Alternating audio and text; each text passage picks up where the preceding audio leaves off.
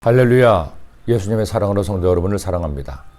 대장군 한신은 한고조 유방이 항와의 전투에서 승리해서 천하를 통일하고 한나라를 세우는 데 결정적 역할을 한 공신입니다. 그는 20대 중반에 일약 대장군으로 발탁되고 군신이라 불릴 만큼 뛰어난 공적을 세웠고 10년 동안 대장군으로 활약한 공적은 중국 역사상 4대 명장 병선으로 추앙받고 있습니다. 그는 그가 남긴 유명한 고사성어가 있습니다. 바로 과하지옥, 즉 남의 가랑이 밑을 지나는 치욕입니다. 원래 한신은 키가 크고 풍모도 있었습니다. 그는 종종 긴 장검을 허리에 차고 거리를 폼나게 걸어다니곤 했습니다. 그런데 이것이 동네 불량배에게 시비거리가 된 겁니다. 불량배들이 한신의 앞길을 막고 시비를 걸었죠. 너는 허우대는 멀쩡하고 긴 칼 옆에 차고 거들먹거리는데 칼에도 쓸 줄 아느냐? 나하고 한번 붙어보자. 그게 싫으면 내 가랑이 밑으로 지나가면 용서해주마. 주변에 모여든 구경꾼들은 늘어나고 흥미진진하게 지켜보았습니다. 지켜보던 사람들은 큰 싸움이 나겠구나 생각을 했죠. 그러나 한신은 불량배들과 다투지 않습니다. 오히려 불량배의 가랑이 밑으로 기어가므로 사태는 일단락되었습니다. 불량배들은 싸움도 못하는 겁쟁이라고 소인배라고 그를 놀렸지만 그는 작은 일에 목숨을 걸지 않았던 겁니다. 큰 일을 도모하는 영웅이었습니다. 그 후 이 고사성어 과하지옥은 남의 가랑이 밑으로 기어가는 치욕을 감수하고 내일을 기약한다는 뜻으로 쓰여지고 있습니다. 이스라엘 군대가 여리고성과 아이성을 함락하고 대승을 거두었습니다. 이 소식은 삽시간에 가나안 전역에 알려졌죠. 말로만 듣던 이스라엘 민족이 과연 명불허전이라는 생각을 하게 된 겁니다. 그들은 이제 혼자인만으로는 이스라엘을 이길 수 없음을 깨닫고 연합 전선을 펼치게 됩니다.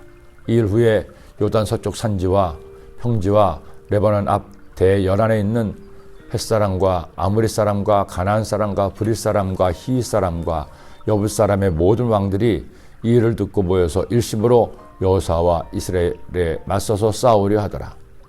그런데 그 중에서도 가장 두려워 떨던 민족이 있습니다. 다음 차례인 기브온 족속이었습니다. 다른 나라의 도움을 받기에는 실이 족박했습니다. 그리고 연합군을 결성한다고 해서 이스라엘을 이길 수 없다는 것이 기브온 족속의 생각이었죠. 자, 이때 기브온 족속은 어떻게 행동합니까? 그야말로 과하지옥을 선택합니다. 그들은 이스라엘 민족의 종이 될지언정 싸우지 않기로 결심하고 이스라엘과 화친을 맺고 항복을 하려고 합니다. 문제는 이스라엘 민족은 싸울 대상과는 절대로 화친을 맺지 않는다는 것이었습니다. 결국 그들은 이스라엘을 속이기로 결심하죠. 먼 길 온 것처럼 낡은 옷을 입고 떨어진 신발을 신습니다. 떡도 곰팡이가 난 것으로 가져가고 포도주를 담은 가죽 부대도 다 떨어진 것으로 가져갔습니다. 그리고는 자신들이 먼 곳에서 왔으니 화친을 맺자고 청했습니다. 이때 여호수아는 어떻게 했을까요? 그는 아이성이어서 또 한 번 실수를 합니다. 무리가 그들의 양식을 취하고는 어떻게 할지를 야훼께 묻지 아니하고 여호수아가 곧 그들과 화친하여 그들을 살리리라는 조약을 맺고 회중 족장들이 그들에게 맹세하였더라.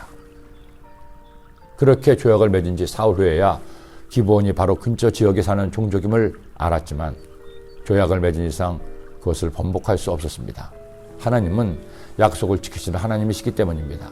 결국 그들은 이스라엘을 속인 죄로 대대로 하나님의 집을 위해 나무와 물을 공급하는 노역을 맡게 됩니다. 그럼에도 그들은 기뻐했습니다. 감사했습니다. 다른 종족들처럼 멸절당하지 않았기 때문입니다.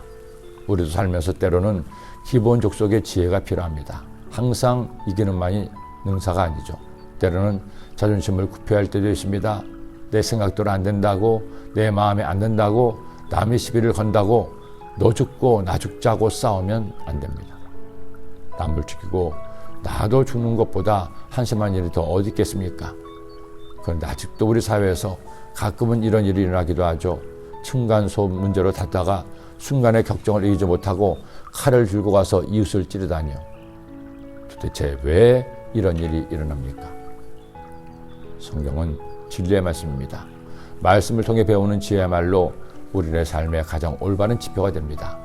이 아침 기브온 족속을 통해 깨닫게 하시는 고사성어를 마음에 새기십시다. 과하, 지옥. 남의 가랑이 밑으로 기어가는 치욕을 감수하고 내일을 기약한다. 기도드립니다. 하나님 아버지 감사합니다.